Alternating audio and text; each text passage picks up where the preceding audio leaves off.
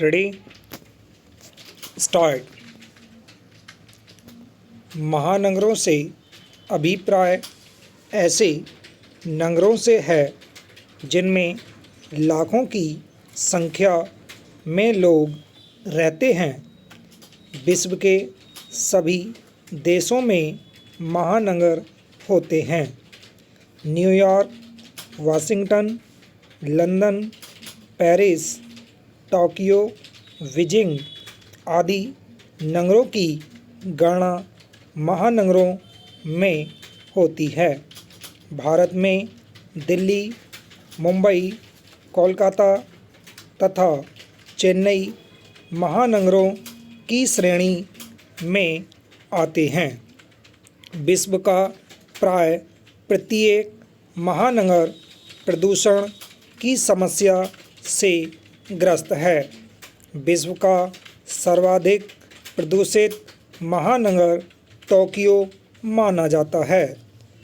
विश्व के महानगरों की भांति हमारे महानगर भी प्रदूषण की समस्या से ग्रस्त हैं।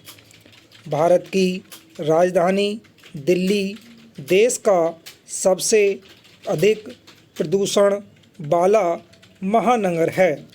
वर्तमान में महानगरों में प्रदूषण की समस्या निरंतर बढ़ती जा रही है।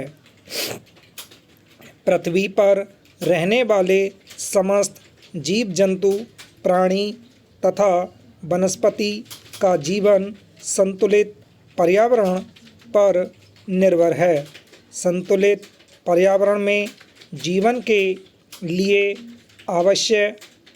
आवश्यक तत्व एक निश्चित अनुपात में विद्यमान रहते हैं, किंतु जब पर्यावरण में निहित एक या अधिक तत्वों की मात्रा अपने निश्चित अनुपात से बढ़ जाती है या पर्यावरण में विषैले तत्वों का समावेश हो जाता है, तो पर्यावरण प्राणियों के लिए घातक बन जाता है।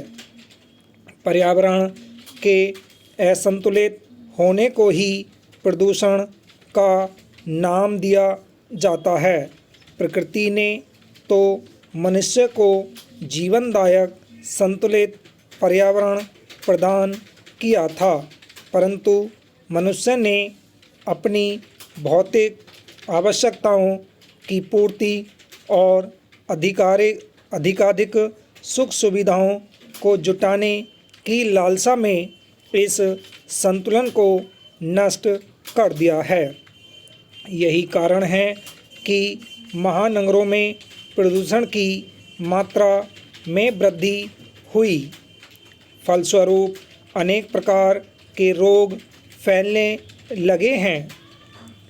महानगरों में जल, वायु, ध्वनि और भूमि प्रदूषण मिलता है। इस प्रदूषण के फैलने में अनेक कारण हैं।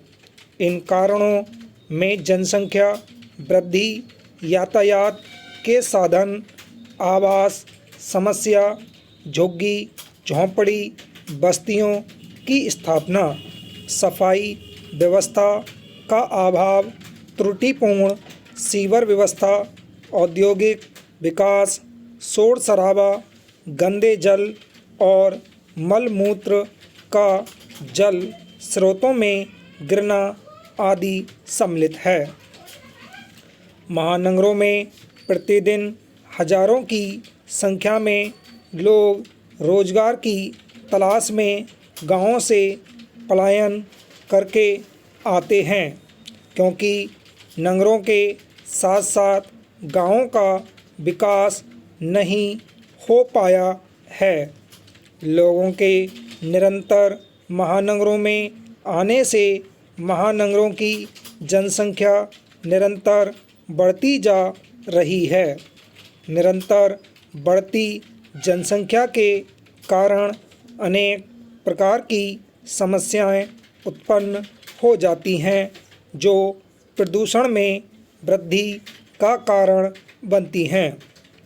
महानगरों में आवास की समस्या सर्वाधिक भयंकर रूप में सामने आती है।